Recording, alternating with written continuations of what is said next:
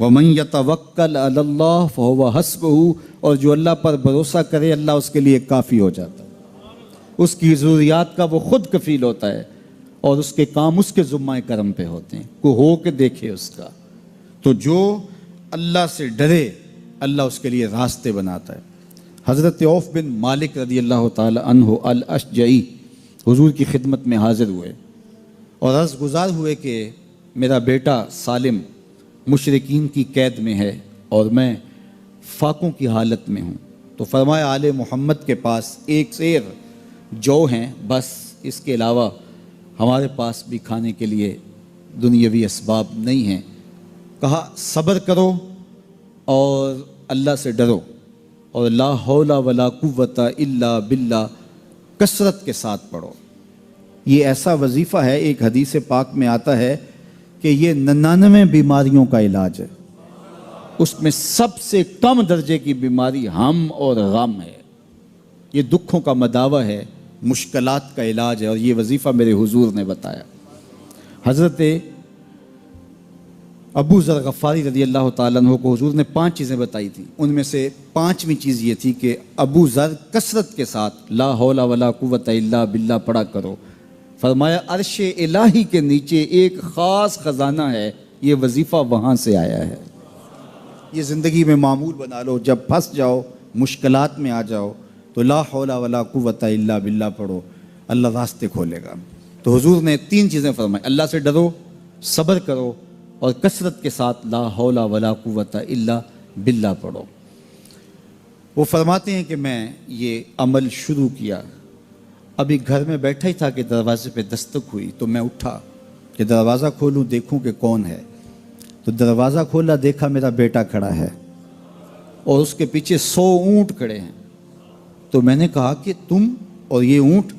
کہا مجھے موقع لگ گیا، میں ان کی قید سے بھاگ آیا اور آتے آتے ان کے 100 اونٹ بھی ہانک لایا ہوں۔ وَيَرْزُقْهُ مِنْ حَيْثُ لَا يَحْتَسِبُ، وہ تمہیں وہاں سے رزق دے گا جہاں سے تمہیں گمان بھی نہیں، اس کے ہو کے تو دیکھو۔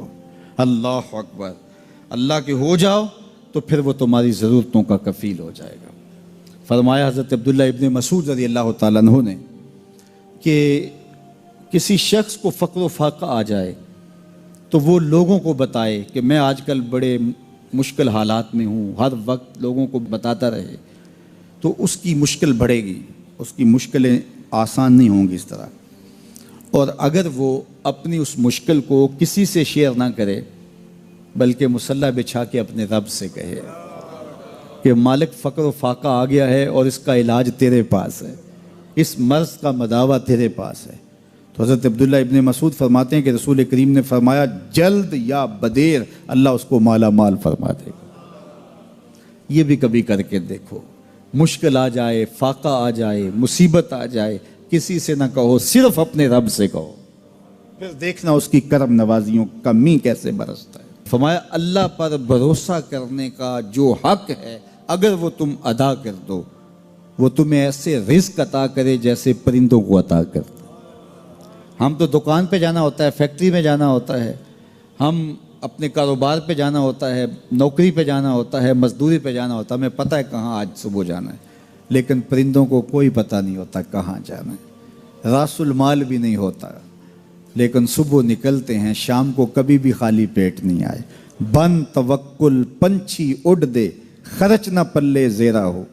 گھر سے خالی پیٹ نکلتے ہیں، جب واپس آتے ہیں تو پیٹ بھرے ہوئے ہوتے ہیں، اور پھر جو ان کی ضرورت ہوتی ہے اللہ وہ ساری ضرورتیں پوری کرتا ہے، جو ضرورت ان کی ہوتی ہے۔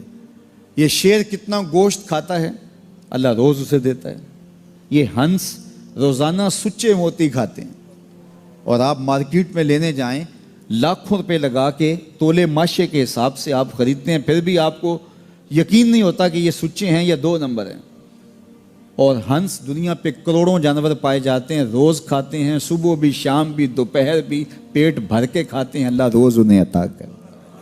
کہا اس پہ بھروسہ تو کر کے دیکھو، وہ تمہاری ضرورتوں کا کفیل ہوگا، اس پہ بھروسہ کرو گے وہ تمہیں وہاں سے دے گا جہاں تجھے گمان بھی نہیں ہوگا۔ ارشاد فرمایا جو اللہ سے ڈرے اللہ اس کے لیے راستے کھول دیتا ہے، اور اللہ اس کو وہاں سے دیتا ہے جہاں سے اسے گمان بھی نہیں ہوتا۔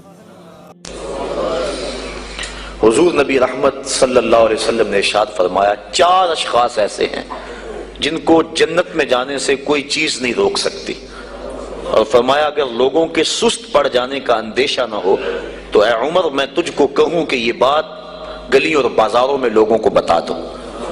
اور پھر حضور نے ان 4 اشخاص کا تذکرہ کیا۔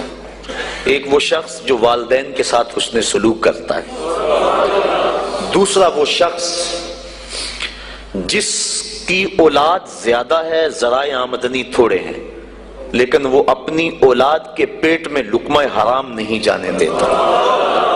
جب ذرائع آمدنی زیادہ ہوں اور پھر حرام سے بچنا یہ بھی بہت بڑی سعادت ہے، لیکن جب ذرائع آمدنی بھی تھوڑے ہوں اور اولاد بھی زیادہ ہو تو پھر حرام سے بچنا یہ بڑا مشکل اور آزمائش کا مرحلہ ہوتا ہے۔ تو جو اس موقع میں رزق حرام سے بچا، قیامت کے دن حضور کے فرمان کے مطابق جنت میں جانے سے اسے کوئی شے نہیں روک سکتا۔ اور ہم صحابہ کی زندگیاں دیکھتے ہیں، فجر کی نماز ہوتی ہے، ایک صحابی جلدی سے اٹھ کے چلے جاتے ہیں۔ ایک دن آقا کریم نے پوچھا کہ ابو درداء کیا بات ہے؟ تو حضرت ابو درداء نے عرض کی حضور آپ جانتے ہیں آج کل مدینے میں کھجوریں پکنے کا موسم ہے اور سحری کے وقت ٹھنڈی ہوائیں مدینے کی سرزمین کو سلام کرنے بھی آتی۔ میرے ہمسائے کے صحن میں ایک اونچا لمبا درخت ہے کھجور کا جس کا جھکاؤ میرے گھر کی سمت ہے، اور جب ہوا چلتی ہے تو اس سے کھجوریں ٹوٹ کے میرے ویڑے میں گر پڑتی ہیں۔ میں جلدی جلدی اس لیے چلا جاتا ہوں کہ بچوں کے اٹھنے سے قبل وہ کھجوریں اٹھا کے ان کے گھر میں پھینک دوں، کہیں ایسا نہ ہو کہ میرا بچہ کوئی کھجور اٹھا کے اپنے منہ میں ڈال لے۔ یہ صحابہ کا مزاج۔ اور ہماری سڑک سے گنے کی ٹرالی گزر کر تو دیکھیں، ہم بچے کو شاباش دیتے ہیں کہ بڑا دلیر نکلا ہے۔ جس کو آج آپ حوصلہ افزائی کر رہے ہیں کل بڑا ہو کے ڈاکو بنے گا، کل بڑا ہو کے راہزن اور لٹیرا بنے گا۔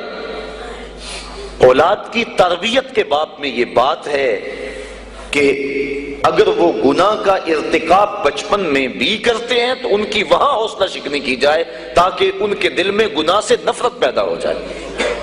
تو حضرت ابو درداء نے عرض کی حضور میں اس لیے جلدی چلا جاتا ہوں کہ ہمسائے کے گھر سے جو کھجور کا درخت ہماری سمت جھکا ہوا ہے اس کی کھجوریں جو گرتی ہیں میں ان کو اٹھا کے ان کے صحن میں پھینک دوں تاکہ کہ میرا بچہ وہ کھجور اپنے اندر نہ لے لے۔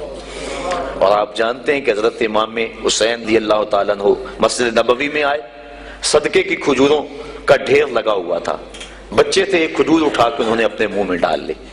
تو آقا کریم صلی اللہ علیہ وسلم تیزی سے آگے بڑھے اور ان کے حلق میں انگلی ڈال کر حضور نے کہا کہ اس کو نکالو باہر اور اندر سے کھجور باہر نکلوا دیں۔ میں اور آپ اپنے رزق پر اگر غور کر لیں اور اپنے رزق کی حلت کا سامان کر لیں تو عبادت کی لذت نصیب ہو جائے۔ تیسرا وہ شخص کہ جس نے ایسی سچی توبہ کی کہ دوبارہ گناہ کی طرف جانا اتنا مشکل ہے جس طرح تھن سے نکلا ہوا دودھ دوبارہ اندر نہیں جا سکتا۔ اور چوتھی وہ عورت جس نے اپنی ساری محبتیں اپنے خامد پہ نچھاور کر دی اور اس حال میں مری کہ اس کا خامد اس پہ راضی تھا، اس کو جنت میں جانے سے کوئی چیز نہیں روک